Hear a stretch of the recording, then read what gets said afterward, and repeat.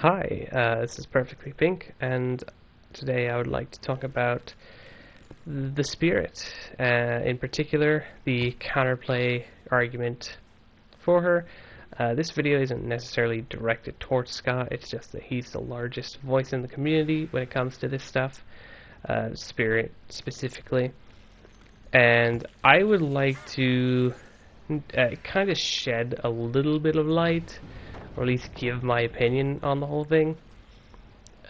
Keep in mind, I am not a very good spirit, and but this gameplay does not reflect how I play a spirit at all. I really, really didn't want to play Dead by Daylight because of how horribly the game is running right now. But that's besides the point. I would like to talk about it. Talk about the counterplay argument and why I think it's stupid. I think that the argument shouldn't exist because Spirit doesn't have counterplay. Not in the sense that you do something that outright counters her that. But I think there's no argument to be had because no killer in Chase specifically has counterplay. There are a few examples. Trapper. It's 50-50. You either placed a trap in the loop that you, or in the area that you are running, or he didn't. If there is a trap, and you see it, then you either step in it because you're stupid, or you try to avoid it, which messes up your pathing, which means he gets an easy hit on you. So what is the counterplay to that? In Chase, obviously you can disable the trap beforehand, but specifically in Chase there's nothing you can really do without perks, but we can't really talk about perks because you could just say, slap on Iron Will, Lucky Break, and now Spirit countered easy. So you can't be like, oh well, just dead hard over the trap because that's stupid. If we're counting perks with everything, then yeah, everyone has a hard counter because there's like one perk that really hurts certain killers. So yeah, Doctor. What do you do against Doctor? If he knows how to shock you, there's nothing you can really do. He shock you. You are running to a pallet. You're running to a window. He shocks you. Now you can't use it.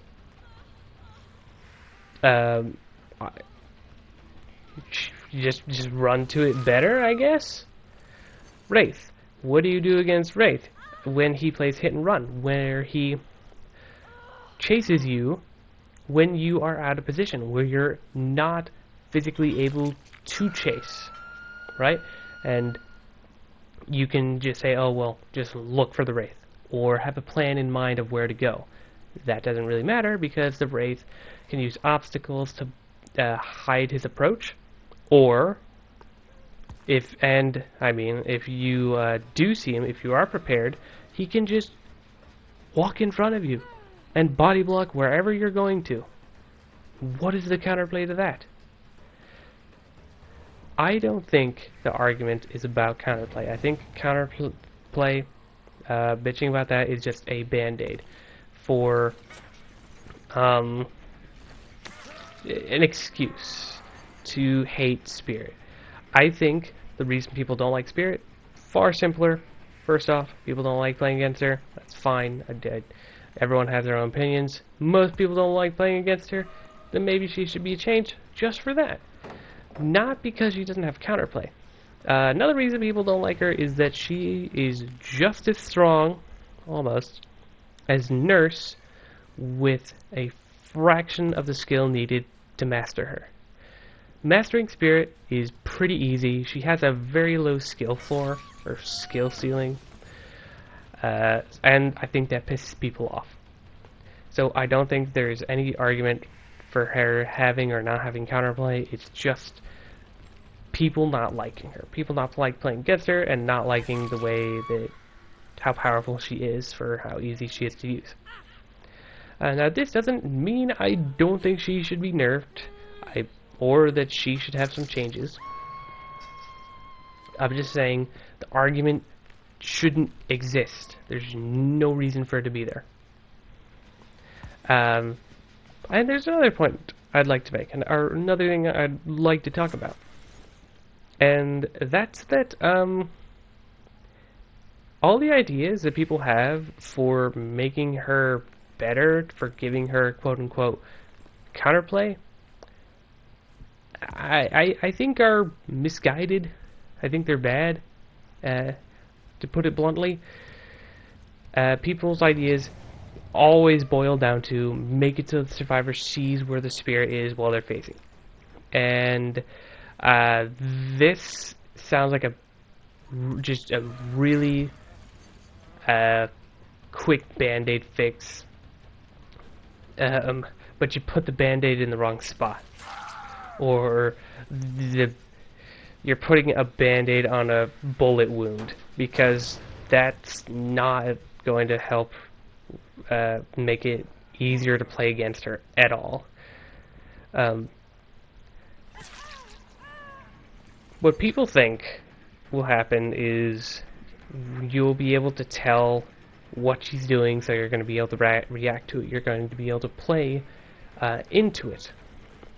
But I don't think this is necessarily true. She can phase for a decently long time, and if she uses it in short bursts, then she can regain her power really quickly, basically making her phasing time nearly infinite without any real consequences.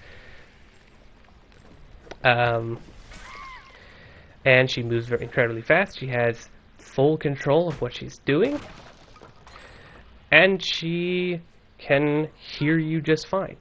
Even though she can't see exactly where you are, she can hear exactly where you are. She can guess exactly where you are. So she has all this stuff going for her. How is knowing where she is going to help you in a chase? I don't think it is. Because let's picture this. Say you do the backwards vault pallet drop thing, where you drop a pallet, but you dropped it in a way that Spirit wouldn't expect. You dropped it in front of you instead of behind you, and then you vaulted or something. I don't know. You do something to confuse the Spirit. She had just started phasing, right? Just as you got to the pallet, because she's playing by using her power in short bursts, because that is the most efficient way to play her.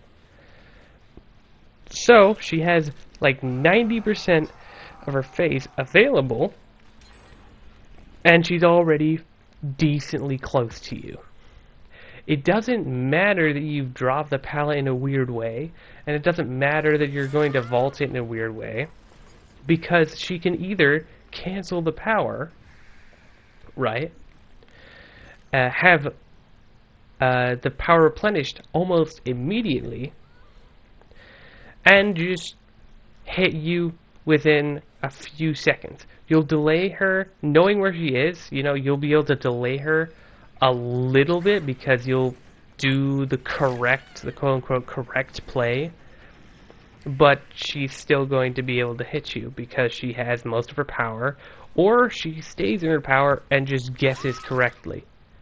Even though you see her, she is still the one making the choices, and it's up to her guesswork, her ears, her knowledge to actually hit you. And this part is something I just find odd, that everyone talks as if they think they know exactly what Spirit needs, but then this just huge glaring issue comes up. Scott himself always says that you need to play Spirit in short bursts, which completely contradicts the ideas that he has to make the Spirit better. Like, what was one of his ideas? Having it so she has like blue scratch marks while she's in phase. or that you can like see her passively phasing while she's phasing. And so this accomplishes nothing, in my opinion. You knowing where she is, it just means you know that you're going to get hit soon. The only thing that this addition to the game would change is in a very specific scenario where she breaks chase to go to someone else. Right? Quick example, Spirit is chasing someone and someone nearby is working on a generator. The Spirit stands, phases, but instead of phasing to keep chasing the person she normally was, she phases to the generator and grabs them off, and they didn't expect it because they thought she was still phasing after the other person. So it would fix that. You wouldn't ever get grabbed like that anymore. But she still has no counterplay. And I'm not going to pretend that I have some idea to fix her. Quite frankly, the only thing I could think that would actually give her some sort of meaningful counterplay, in that like there's something you can kind of do, not even kind of do, something to punish the Spirit, something to make her a little bit harder. I'd just like to reword that. Maybe make it so that when she uses her power, all the entire charge goes away, so you couldn't play her in short bursts anymore. This would be a huge nerf. I'm not going to say it's a good idea at all, because I put zero thought into that, but that's just a really quick idea off the top of my head. Now, that's kind of all I have to talk about Spirit. I would absolutely love to talk to anyone about this, if anyone actually watches this video, which, you know, not very likely, but if anyone does, I would love to hear your ideas. I would love to talk about it. Maybe I've missed something. Maybe there's something that I could have thought through a little bit more. But one final thing before I go, I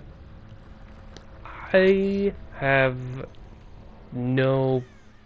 just to like kind of clarify, I don't really have anything against Scott. In fact, I love his videos and I think he's awesome and super entertaining to watch.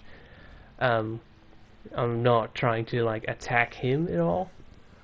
I'm not trying to like attack anyone in any way. I'm not taking any sides. I'm just giving my opinion on this, because I thought it'd be fun, quite frankly. So I think that's all I have to talk about, and that's all I have to say. So yeah, thank you very much for your time if you actually watched this video, and yeah, goodbye.